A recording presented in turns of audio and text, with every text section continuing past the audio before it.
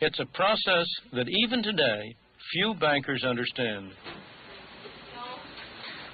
If you ask an individual banker whether he creates money, he'll look at you as if you're mad. Of course not. He'll say, I don't create money. All I do is I accept deposits from my customers. I put a little of that deposit in the vault as a reserve, and I lend the rest out. I don't create money.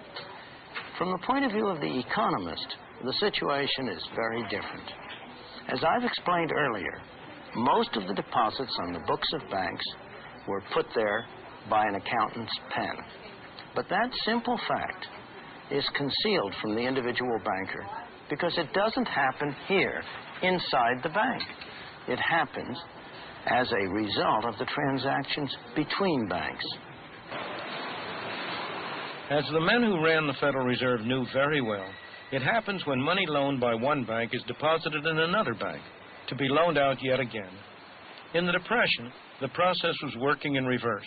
The banks were destroying money. Nonetheless, the Federal Reserve let it happen. The end result was that by the time the whole sorry episode was over, by 1933, the quantity of money in the United States had gone down by a third. The slow throttling had turned into strangulation. For every $3 of currency and deposits that people had had in 1929, only $2 were left. For every 3 banks that were open in 1929, in 1933, only 2 were left. The terrible depression that followed was a direct result of bungling by the Federal Reserve System.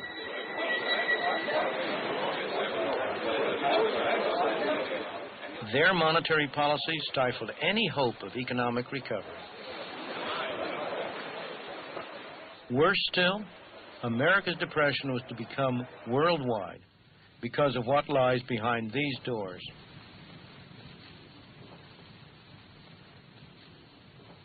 This is the vault of the Federal Reserve Bank of New York. Inside is the largest hoard of gold in the world.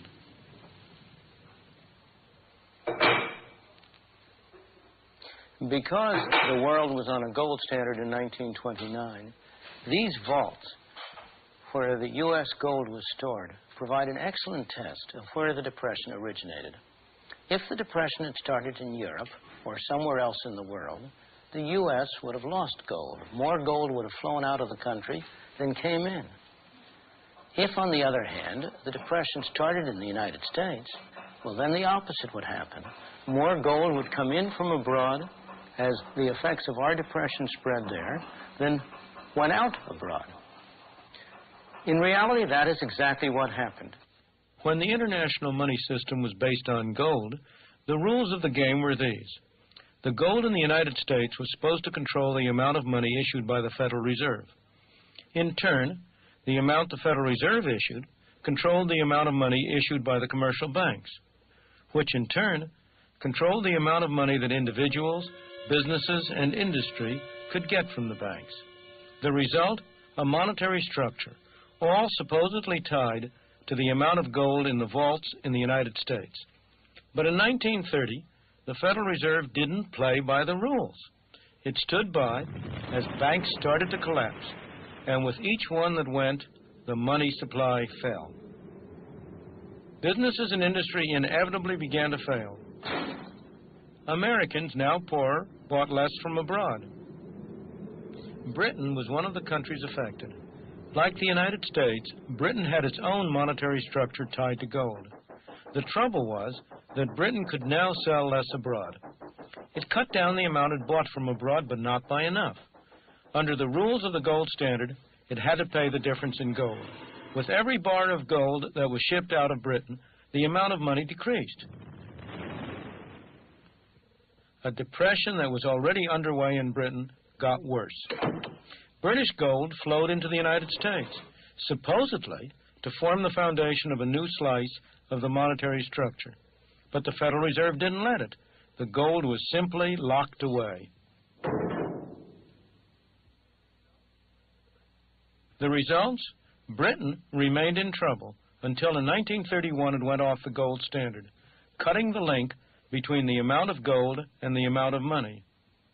In the United States, suffering the worst depression in history, There was plenty of gold, but to no avail. Although these events happened almost 50 years ago, many of our policies today derive directly from them. Central bankers throughout the world, government officials everywhere, are afraid of a new Great Depression. They have therefore moved in the opposite direction. Instead of the problem of too little money, we are faced with the problem of too much money. The problems of inflation that plague us today trace directly from the problem of deflation that plagued us from 1929 to 1933. People came to believe that free market capitalism had failed. Something was needed to replace it. At Cambridge University in England, a new orthodoxy emerged in the 30s, one that has remained powerful to this day.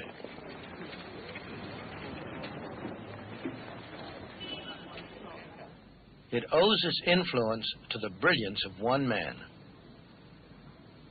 John Maynard Keynes was unquestionably one of the greatest economists of all time. Like other economists of his generation, he found the Great Depression both a paradox and a challenge. It was a paradox because it seemed to contradict some of the fundamental principles that economists had come to take for granted. Keynes rose to the challenge by constructing a complex and sophisticated hypothesis which not only explained what had been going on, but also offered a way out, a way to end the Great Depression and to avoid similar episodes in the future. The core of his theory was that what happened to the quantity of money didn't matter. What really mattered was a particular category of spending, in economists' jargon, autonomous spending. What kind of spending is that? It might be investment by business enterprises in building factories and adding to the number of machines and adding to inventories. It might be spending by individuals to build houses. Or, most important of all, it might be deficit spending by government. If private spending on investment, on house building, was not enough to maintain full employment, then government could always step in and spend enough to make up the difference. The theory of pump priming was born. The theory was a godsend to politicians who had been grasping at any expedient. After all, throughout the ages, politicians have been only too willing to spend money, provided they didn't have to tax their citizens to pay for it. And here along came a scientific theory offered under the most responsible of auspices that justified what they had been wanting to do all along. Is it any wonder that government spending has exploded ever since, or that deficit spending, even without the excuse of war, and on a large scale, has become the order of the day? In America, the new Roosevelt administration adopted the Keynesian approach. It authorized massive spending on government projects. It involved government increasingly in the running of the economy. It developed programs designed to provide security for every individual.